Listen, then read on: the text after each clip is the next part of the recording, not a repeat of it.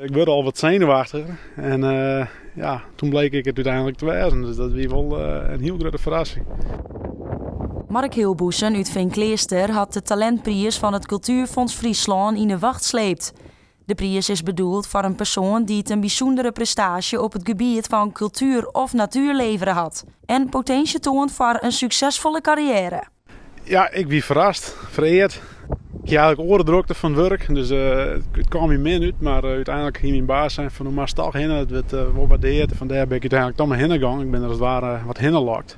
Toen kreeg ik die dat deze prijs uitreiken werden aan een persoon en dat wie doen nog net bekend. Dus dat werd, dat moment werd dat bekend maken.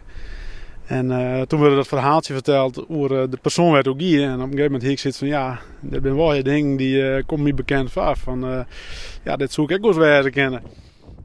En het gie in die Mark. Om ter hem jonker zijn werkzaamheden bij het Frieske Geer ek een protte dwaande had met bioverskaat. De prijs budget een soort voor hem. Het jouwt me alleen maar meer steun stiepen om tot te gaan met waar ik mee bezig ben. Dus dat ik veel meer waardeerd. En dit is wel een vertrekpunt om meer dingen te doen. De passie is bij Hilboesen net van de ien op de oren dijkaam. Nevens hem moet je de natuur belibje.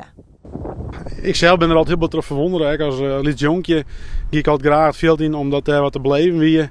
Dus van jongs woon, bij hem, dat mij aan, die verwondering is heel belangrijk. Dus die bewustwording is gewoon heel belangrijk.